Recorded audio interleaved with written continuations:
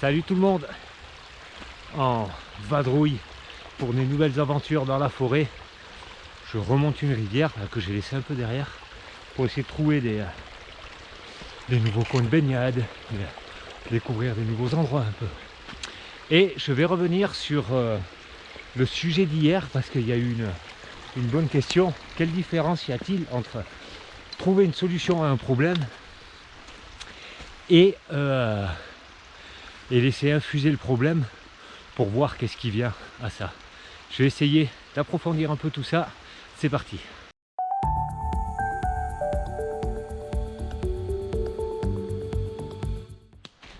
Voilà, ça monte un peu moins maintenant. Je vais réussir à parler plus facilement. Alors, la différence entre trouver une solution à un problème qui se présente et la trouver rapidement, ou alors prendre en compte le problème, déjà ça va dépendre des situations, clairement. Mais la tendance, c'est ce qu'on apprend pour être compétitif, pour être efficace dans nos boulots et dans cette société qui a besoin de réponses rapides, c'est qu'on va forcément utiliser le mental pour trouver une solution rapide à notre problème, quel qu'il soit, avec les éléments qu'on connaît. Et ça, c'est le mental qui s'occupe de ça. Parce que lui, ok, j'ai ce problème-là, qu'est-ce que j'ai comme connaissance? Ça et ça, boum, on règle le problème.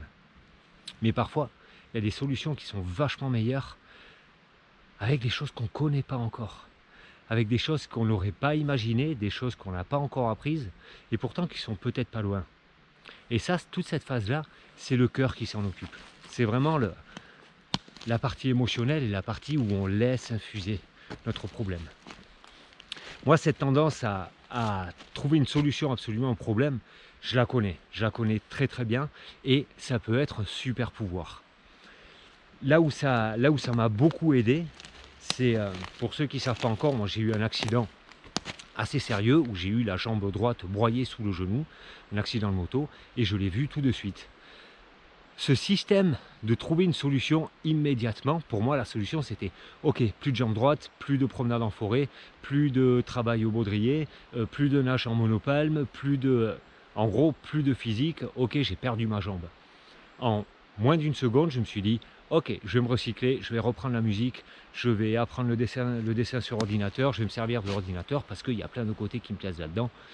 Donc, si j'ai perdu ma jambe droite, si j'ai plus d'usage de jambe droite, ok, j'ai des solutions. Et ça m'a aidé. C'est un super pouvoir parce qu'il m'a clairement aidé dans le sens où, dans cette situation d'urgence dans laquelle j'étais étalé au milieu de la route avec une jambe broyée, ça m'a permis de calmer mon esprit et de ne pas partir en panique. N'empêche que la solution, elle a été complètement ailleurs.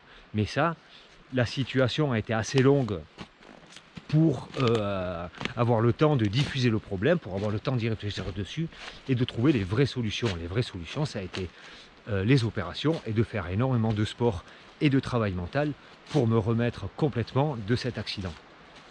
Ça a été ça la vraie solution.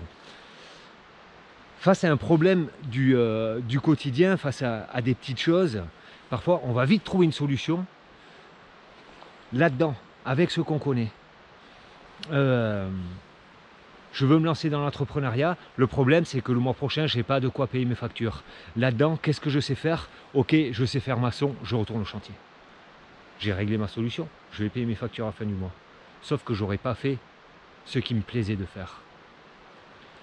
Dans ce truc de diffuser et d'infuser vraiment le problème, il y a une ordre de la confiance inconditionnelle à dire je me suis lancé en tant qu'entrepreneur dans cette situation-là, ça me fait peur, c'est challengeant, je ne sais pas encore comment je vais payer mes factures, mais on est le 20 du mois, on n'est pas encore le 30, les factures ne sont pas encore là, je vais rester connecté à cette confiance inconditionnelle que les conditions vont être là, que mes solutions vont venir, même si je ne sais pas encore lesquelles elles sont. Et ça, c'est très important et c'est une tendance qui commence à arriver de plus en plus. Moi, je le vois sur les réseaux où il y a des gens qui font de plus en plus confiance en ça. Et j'ai envie, moi, de me relier à ça aussi, à dire ok, je vais juste lâcher prise.